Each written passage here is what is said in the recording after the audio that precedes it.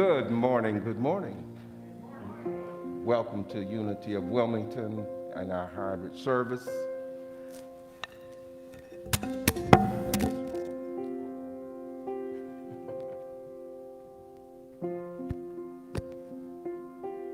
My name is Myron McNeil, and we're glad to be here.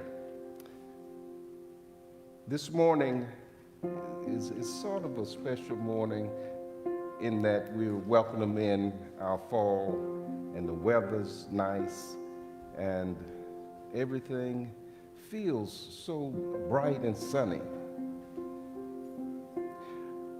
We want to welcome all of our hybrid folks in this morning, and we're expressing three important truths. One, you are a beloved expression of God. And two, you are here for a holy purpose, and you're always in the right place at the right time.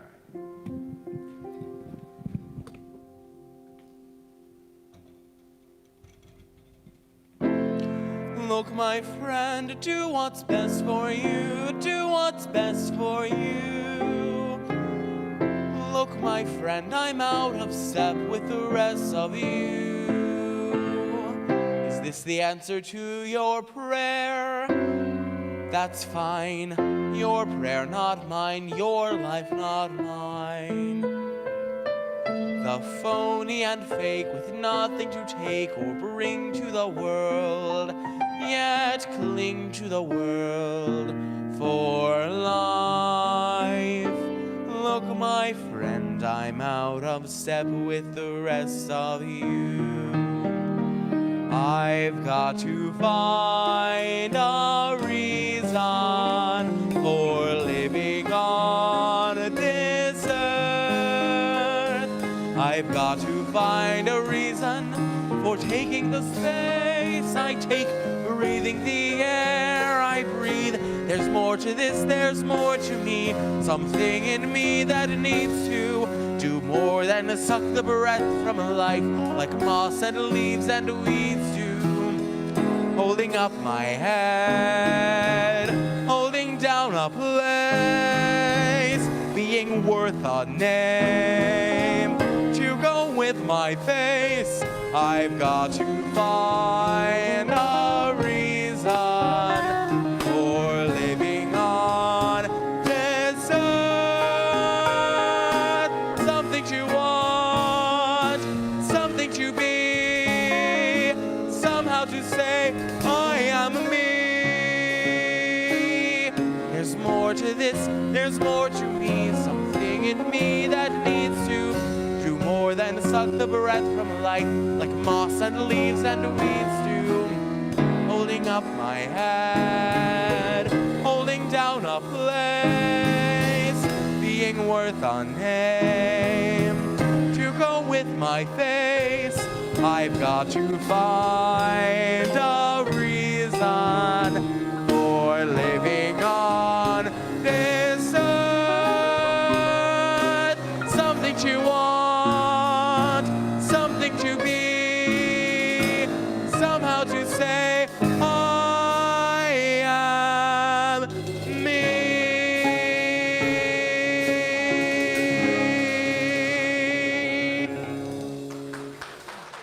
Iapalucci, Katie Deese, Jon Hill, Justin Lacy.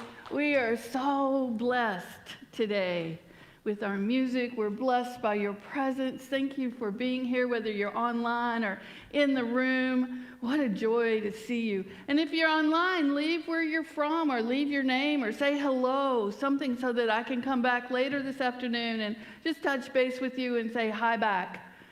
We're talking about transformation today. It's a fancy word for change. Does that kind of get you up in arms sometimes? It's easier sometimes to think about, oh, I'm transforming, other than, oh, I'm changing. You know, one has a better feel to it for us for some reason. But we have within us the power to transform. It's already within us. There's really no need to go seek it out because it's here. We've been doing it all along. Think about your life 5 years ago. Is your life different now than it was 5 years ago? You've been engaged in the power of transformation. How did you do it? What did you do to transform? Did you set another intention?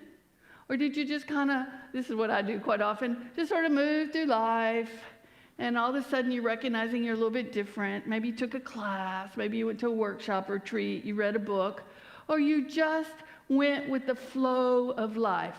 Because life is ever transforming. Life is ever changing. Excuse me. And so if we're not changing with life, sometimes it can feel like we've gotten behind somehow. Sometimes that can feel very awkward. It can feel like we're trying to fit into something that doesn't work for us. And so we can make some choices. Do we change our outer environment, or do we change our inner environment? And each one is going to create change. When we change our outer environment, it's going to create change in our inner environment. And when we change our inner environment, it's going to create change in our outer environment. One of the ways that, sorry, you guys. Ways that it creates change when we have a shift in our inner environment. I have some, Lainey, thank you. One of the ways it creates change when we make a shift in our inner environment, we start to see the world differently. Something will happen and we start to see the world differently. And when we begin to see the world differently, then we're going to see from a higher plane. We're going to see differently. We're going to see what's out there differently because our insides are different. The Bible is chock full of lots of stories of transformation. Some of them you may remember. Joseph, do you remember Joseph? He was the favorite of his father. He had the Technicolor coat. Many people remember it. Joseph from the play. He had the beautiful coat of many colors, and his brothers were jealous. And so what his brothers did was they sold him into slavery. Well, that could feel really not good to be sold into slavery. But here's the transformation piece. Joseph kind of went with the flow of it, and he just began to have these dreams. And then he began to interpret the dreams. And then he began to tell people about their dreams as they asked him. And eventually, Joseph was revered. And he was one of the Pharaoh's best dreamers and dream interpreters. And so he went from being sold into slavery, having the esteem of his father that his brothers were jealous about, being sold into slavery by his brothers, to working and living in the Pharaoh's palace and being esteemed. That's a transformation. We talked about David last week. David was a shepherd boy. He fought Goliath, and eventually he became king. That's a huge amount of transformation in one's life. One of the stories of transformation that's in the Christian scriptures is that of Paul. We first met Paul when he was being called Saul, and he was persecuting the Christians. Jesus had already died. The way was the way the disciples kept Jesus' teachings going. It was called the way. They were doing what we would call house church. They were meeting together.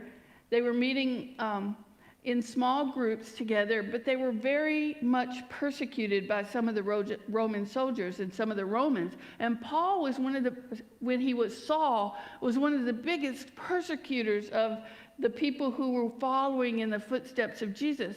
And he was going along the road to Damascus one day, and this bright light showed up, and he knelt down in front of it, and he had a moment, an experience with God that was transformative. It changed his life. He spent 3 days with scales on his eyes. He couldn't see. He was blinded. And then they fell away, and he found himself to be a new person.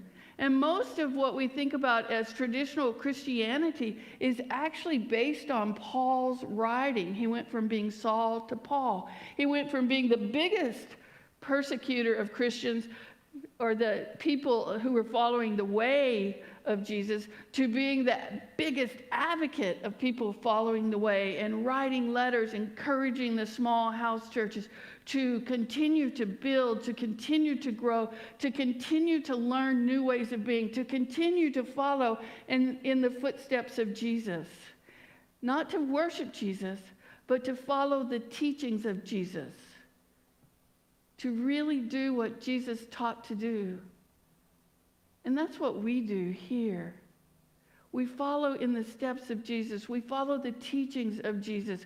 We look at what did Jesus do, and we don't worship that, but we work toward being able to have the same type of experience with God that Jesus did. Jesus said, "The Father and I are one." Papa was the Aramaic term that was used. The Father and I are one. And Jesus is not talking about God literally as Father, but he's talking about that relationship. Have you ever had a relationship with somebody that they just felt like family to you? I have people that feel like, sister from another mother. That type of relationship. I met somebody this past week, and I met her, and within 5 minutes, it's like, I know you. I'd never met her before, but I had that experience. We talked for an hour, and we could have talked for more, but it was this moment of recognition, soul to soul. And so that's what Jesus was talking about when he said, the Father and I are one. This relationship of this understanding, this sort of knowing, I know you. Think about times in your own life where you have had that experience of, I know somebody. I just know them. I don't really know them. Sometimes it can be really awkward when you feel like you really know somebody, but they're just still at acquaintance level. You haven't gone deeper. It can be kind of awkward, particularly if they're not having the same experience, because sometimes people don't. But when they are having the same experience, it's powerful. Another story of transformation is that Jesus invited the disciples, and remember, we look at the Bible metaphysically, so we're each character in the Bible. We're each place in the Bible. We're that time is here and now. So Jesus invited his disciples to go forth and share his teachings, and this is what it looks like in let me just skip that one since I didn't do it. This is what it looks like in the Gospel of Matthew. The writer says that Jesus stated, "God authorized and commanded me to commission you."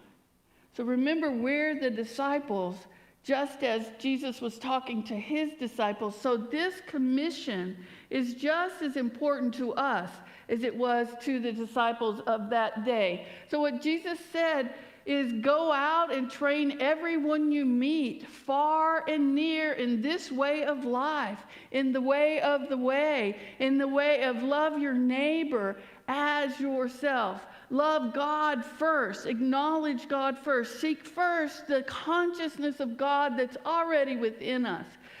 Teach people this. And what's the best way to teach somebody? You guys can put it in the chat if you like, but what's the absolute best way to teach somebody? Is it with words? By example. By example, yes. Model the behavior. Be the light of the world. So Jesus goes on and say, go out and train everybody you meet, far and near, in this way of life, marking them by baptism in the threefold name, Father, Son, Holy Spirit. Then instruct them in the practice of all that I have commanded you. And we do that through our actions. And in unity, the Trinity, the threefold name of God, as the writer of the Message version of Matthew states, we look at as mind, idea, expression. So we are part of divine mind, which we call it in unity. So you see a distinction between a little m and a big M. So we are a part of divine mind all the time. Now the question is, are we thinking in alignment with divine mind? And then idea, we talk about divine ideas, ideas that are ever present, beauty, harmony, peace, joy. Nature is a divine idea. And when we sit in prayer and we sit in meditation, we will pick up these ideas. Have you ever had an idea and you thought, wow, that's a great idea, and you didn't act on that idea, but soon you saw that idea manifest in the world already? The person who made the tennis ball on the string to go into the garage, and you come in and you know exactly where to park your car. I've heard so many people say to me, I had that idea. I wish I had acted on that idea. I could be rich. But we have to take the ideas that we receive and we have to take an action on them. And that's the expression part. We have to express. We cannot. It is impossible to live beyond our belief system. And so part of what we're doing here, part of coming together, is to expand that belief system. Can you imagine more than you imagined yesterday? Can you believe in possibility tomorrow more than you do today? That's the question. That's a great question to live in, to float in, to really embody. How am I willing to stretch my ideas, stretch my mind, think a new thought, think a better feeling thought? Am I willing to open up to possibility tomorrow that I wasn't open to today? And is today's possibility bigger than yesterday's possibility? Am I willing to see myself as whole, perfect, complete in this moment? And that doesn't mean I'm not going to grow. It doesn't mean I'm not going to change. It doesn't mean I'm not going to perform. What it means is that if I'm willing today to see my own wholeness, I'm going to be more likely to live out of that wholeness. I'm going to be more likely to live this commission that Jesus invited us into, to go out into the world and be the light of the world, to go out into the world and expand our awareness, to be love, to learn how to see ourselves whole so that we might love ourselves and act from that consciousness of love, so that when we're in places that may be more chaotic than we're used to, when we're in an event that we're surprised by and it kind of knocks us off center and off balance, we can come home to our heart. We can come home to spiritual principle, and we can stand in the consciousness of that, consciousness of the spiritual principle, and live forward from that. We can be peace in the midst of chaos. We can conquer the fear that emerges, that's part of our human nature, that's part of the way our brains are wired.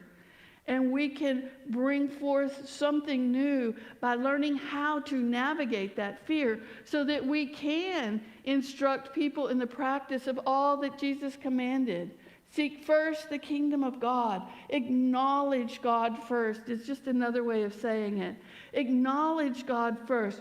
Tune in, have self-awareness. Look at the faith that we have. Am I standing in the consciousness of my faith? Am I calling it forth in this situation? Is it difficult for me? Sometimes it's going to be, and that's okay. It's not, did I do it smoothly and easily? It's, did I do it? Did I call forth my faith? And if it took me a while to get there, that's okay. And sometimes the most difficult time is in that 11th hour before the manifestation of what we desire has come. That's sometimes the most difficult time to really stand in faith. But nature has a pause. Nature has a pause. When a wave comes in, there's a pause and it goes out. And there's a pause before another wave comes in. The growing cycle, we plant a seed and there's a pause. And if we're going and we're constantly like pushing the dirt away from it to see, are you growing, are you growing, are you growing? It's not going to grow as well. We have a pause too. It was called the Sabbath.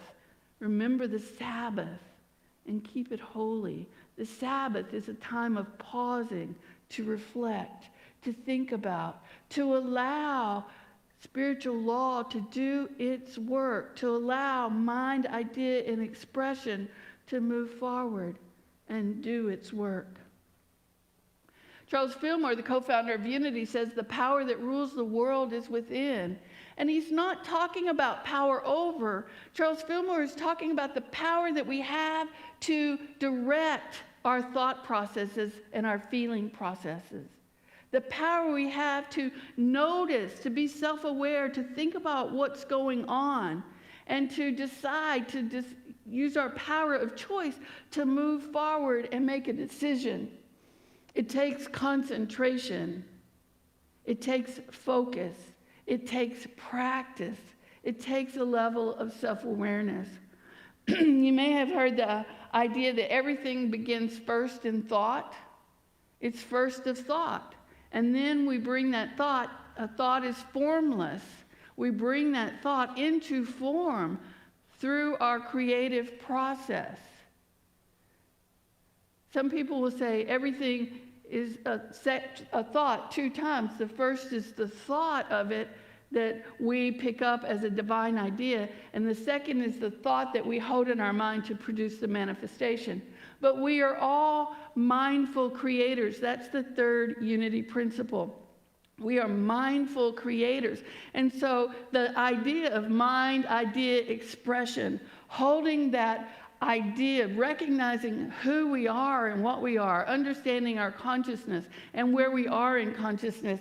You know, we've talked before about there's 4 stages of consciousness. One is the to me stage of consciousness. This is where we often feel like a victim to life. Things are happening to me. That's not a creator consciousness. But that's a great thing to notice when we're there. Oh man, it feels like this is happening to me and I don't like it. And sometimes it takes that for us to do something different than we've been doing before. To make a decision that I don't like what's occurring and I'm willing to do something to change that, to transform that. So the first one is the to me, but this is not where we're a creator. When we step into the second area of consciousness, the by me, this is where we start to create parking spaces. This is where we start to create anything. And in the mind of God, a penny is no different than manifesting a penny is no different than manifesting $1 million. It's all the same energy.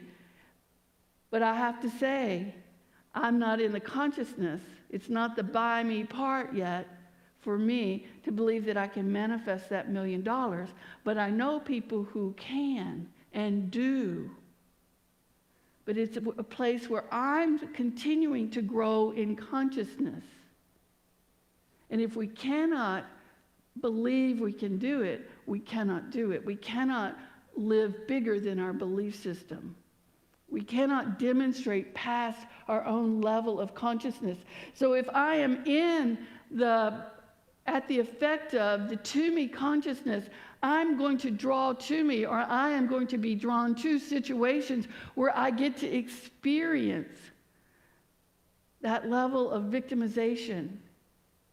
I get to experience until I'm ready to do something different, till I'm willing to look at my behavior, till I'm willing to look at my thoughts, till I'm willing to look at what I'm feeling and transform, change, make a shift. I've got to be able to do that and move to the by me, to recognize what Charles Fillmore is saying. The power that rules the world is within me. It's within you. It's within each of us. And it's available equally to each of us. Are we utilizing it? And does it take time sometimes? Yes, it does. But one great way to practice is with the little things. With the little things. Practice with the parking space. Practice with finding that book you want at the library. Practice with the small things. Oh, I need such and such. They don't usually have it at my grocery store, but I'm totally in belief that they have it today. And you walk in and boom, there it is. And maybe the person says, oh yeah, we just got them in today. but really learning to tune in and follow that impulse, to recognize that we can create our world through our thoughts and our feelings, but we must be able to discipline our thoughts and our feelings. The next stage of consciousness is through me, that we can allow Spirit to work through us, that we can recognize that we are the presence of God and that we can get out of our own way. And I don't know about you guys, but I am often in my own way. And so the practice for me in life quite often is to get out of my own way, to get out of the need to control something, to get out of the need to manipulate something, to get out of the need to micromanage something, to recognize that that comes from my own fear and anxiety, and go back into this stage and say, oh, you know, I can move into the by me world and I can do something different. I can say, oh, I don't have to manage the world. I do need to manage my thoughts. I don't have to try to control someone outside of me, but I do need to control my behavior, and that's done by me. And then lastly, we can step into the as me. We are it. We are the place where God shows up. And the commission that Jesus was talking about right back here, go out and train everyone you meet. Train everyone you meet to recognize that they too are the presence of God embodied in this world. That God can only do for us what we allow God to do through us. We have to be open. We have to be available to receive. We have to be able to imagine it in our consciousness, or it begins to happen all around us. And other people see it, but we don't see it at all. It's just not in our thinking process. It's not in our consciousness. And until we have it in our consciousness, we're not going to be able to see it. One of the examples that's used regularly is that when ships landed on an island in the early pioneer days, when ships landed on an island, then the people who were already living on the island had no concept of a ship, and so they couldn't see it.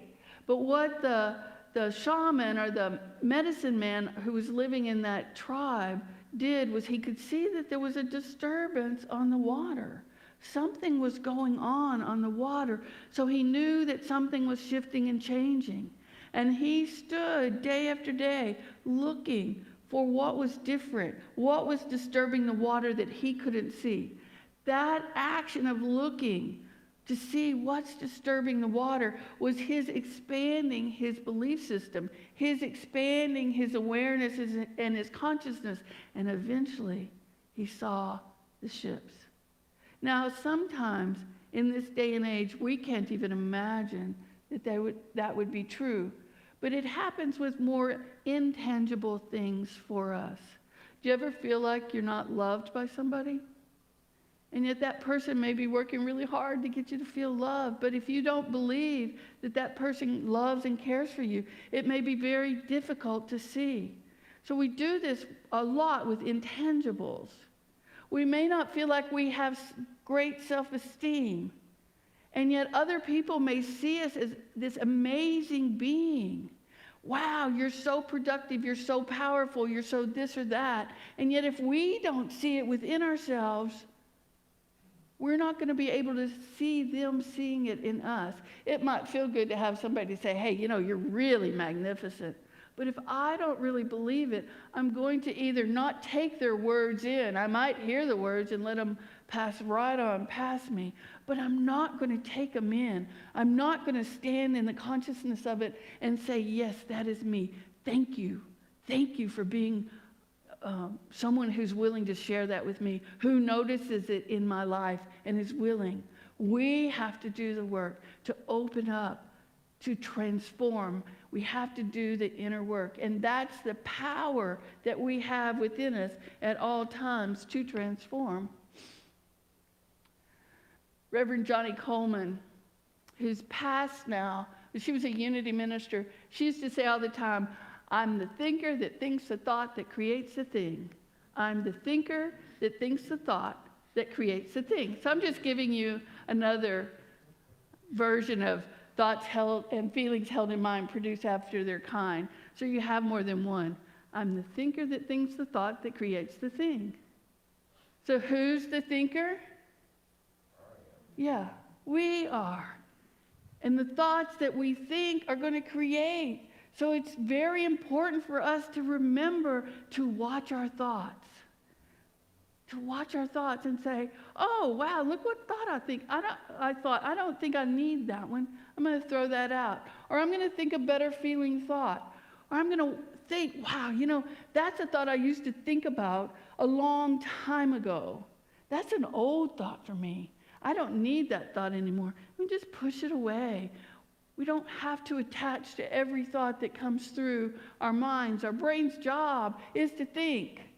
But we have to teach it to think on a track that we want to have. We have to teach it to lay down the energetic tracks.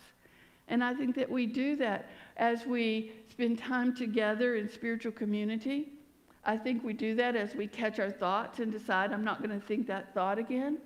Or, oh, there it is again, I'm going to just put it aside. I think as we spend time in prayer and meditation, things that expand our consciousness, then we're more able and available to catch those thoughts. When we spend time in nature, we live by this beautiful ocean. Sometimes when my mind is agitated, I like to go down and sit at the ocean and just watch the waves for a little bit. Or if I can't go to the ocean, I like to go out on my screen and porch and look at the trees or touch them or go out and work the ground. Plant some flowers. There's a lot of things we can do to return our consciousness to a place of peace, a place of harmony within us. Ours is the choosing.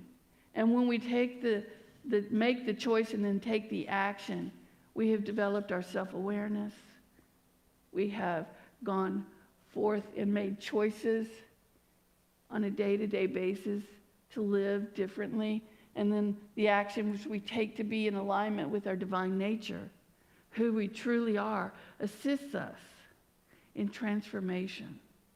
If it's something that you're interested in, before I go that far, therefore, Paul said this.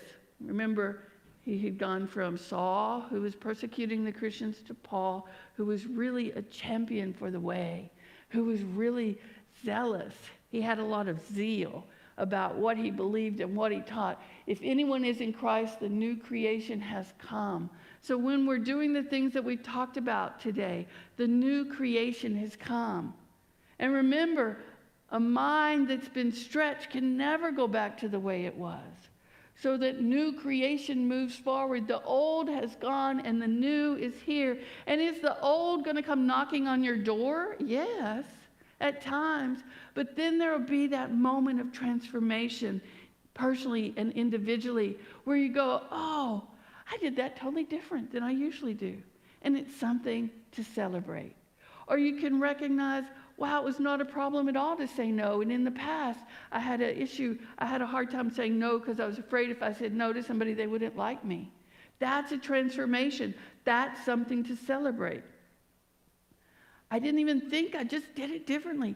That's something to celebrate.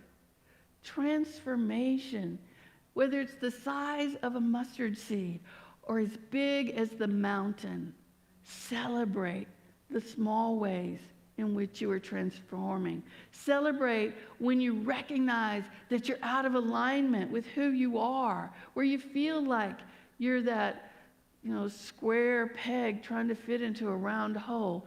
Recognize and celebrate when you discover that your belief system is limiting you and that you can't live bigger than that belief system. The beautiful thing is in transformation, we can expand the belief system.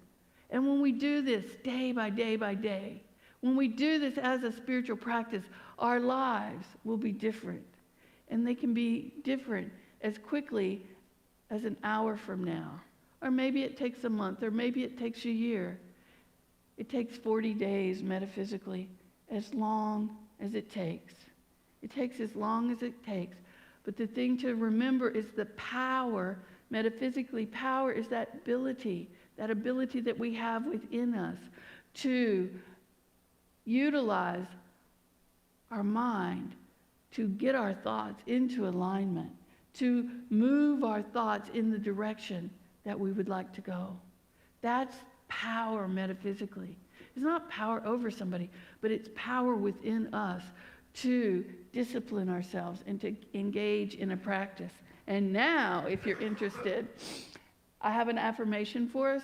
I cultivate my spiritual power for inner transformation through regular spiritual practices. If you're interested, let's say this together. I cultivate my spiritual power for inner transformation through regular spiritual practices. And my invitation to you is try on a lot of practices and find the one that resonates with you, the one that you feel good about. And know that that may change in time, that you may be doing something for a while and recognize, oh, it's time to do something else. Or a friend may say, oh, no, you should be doing mine. You should be doing my spiritual practice. And you can say, oh, thank you for the idea. I'm really resonant with mine. I'd love to hear more about your transformation experience, but I'd like to continue with mine. Find your way. Find your reason to live. Find what opens up your heart and calls you day by day to get up, to create, to be that creator that you are, to live your purpose, to stand in love, and to express all that God invites you to be, or divine mind, or whatever word, spirit, source, energy is inviting you into. Let's take these thoughts into a time of meditation. Just tuning for a moment into your heart space. Bringing your generous, loving awareness, your attention to yourself for a moment. So often we are looking outside ourselves because we want to be of service to others, and that's beautiful. But it's good to have a time to come within, to look within, to take our own Sabbath, our own pause, and allow ourselves to look at ourselves, to reflect upon ourselves, to have that level of self-awareness, to open up to the choices that are before us, and to choose thoughtfully, mindfully, consciously, and to begin down that path, to take that action. And if we discover 2 steps or 5 steps or 50 steps or 100 steps or more into that, oh, this doesn't resonate with me as I thought it would, go a different direction. Give yourself that flexibility to expand your own awareness, expand your belief system, expand your consciousness. When you catch yourself in the, oh, this is happening to me, ask yourself the question, well, what power do I have within me so that I don't experience it as happening to me? What do I need to do? What action do I need to take so that it's happening by me? Who do I need to say yes to? Who do I need to say no to? Who do I need to release? Sometimes we have to release. Who do I believe God to be in my life? And what are the edges of my belief system? How do I get out of my own way and notice when I feel a need to control? How do I get out of my own way and turn my loving attention toward myself and know that the thing that I can control is me? And to do it from a generous place, a loving place, and allow other people to live their curriculum in their life as they feel called to do. Still holding them in the highest, holding them in our hearts with love, but allowing them to find their lessons in life. And then the last piece, the recognition that it's us. We are the place where God shows up. We are bringing God through to each person that we're interacting with, in each environment and each event. That we can change our minds when something's not working, instead of stay with the old thing. There are many things we can do, but we have to take the time to pause, to reflect on them, and then put them into action. So in this moment, make a commitment to yourself for what you choose to do. Let it be your commitment. Let it be the thing that resonates in your heart and calls you forth. That actually you feel like you're being pulled by it. It's so exciting. And let that be what leads and guides you. Your own inner wisdom, your own inner guidance, your own spiritual intelligence, your own unique individualized method of transformation. And do it with as much gratitude as you can.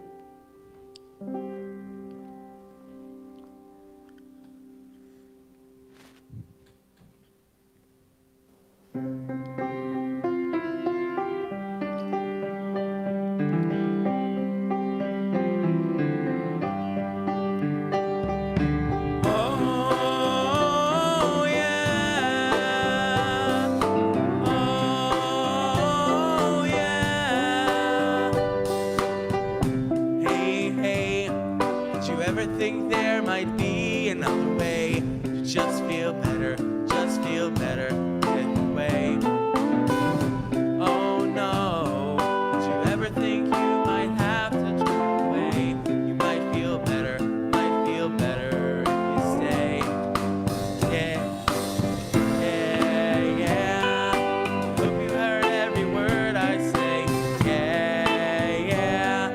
You've had enough of all your trying. Give up the state of mind you're in. If you want to be somebody else, if you're tired of fighting battles with yourself, if you want to be somebody else, change your mind. Change your mind.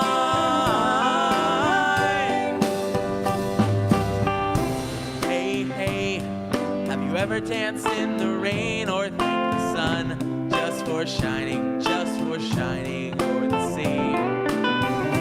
Oh no, if you take it all in, the world is true, and yeah, you look much better when you glow. Yeah, I bet you haven't heard a word I've said. If you've had enough of all your trying, just give up the state of mind you're in. If you want to be somebody else, if you're tired of fighting battles with yourself, if you want to be somebody else, change your mind. Change your mind.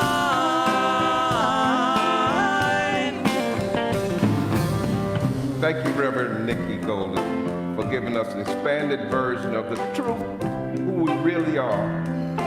If you've been touched, moved, and inspired today, we invite you to put it into action. We appreciate your generosity. You can give on Venmo on our website, unityofwilmington.com. And thank you, Myron McNeil. Myron is our board president, if you don't know that. He is an amazing board president. Thank you for being here, platforming with us today. Max, Katie, Jon, Justin, all of you, whether you're in person or online with us, thank you for your presence. It makes a difference. And I invite you to playfully engage in transformation this week, recognizing that the power is already within you. The ideas are already waiting for you to discover them. Have the best time discovering them. Yeah.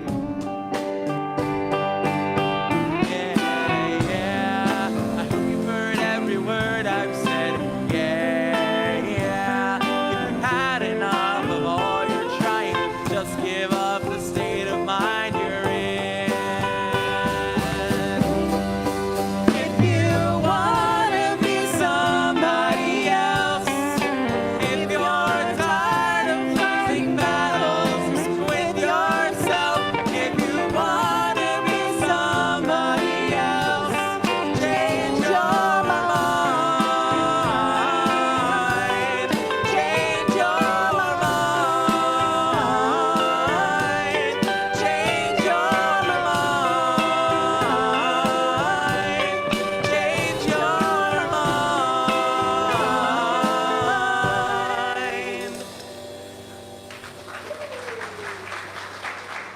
Yes.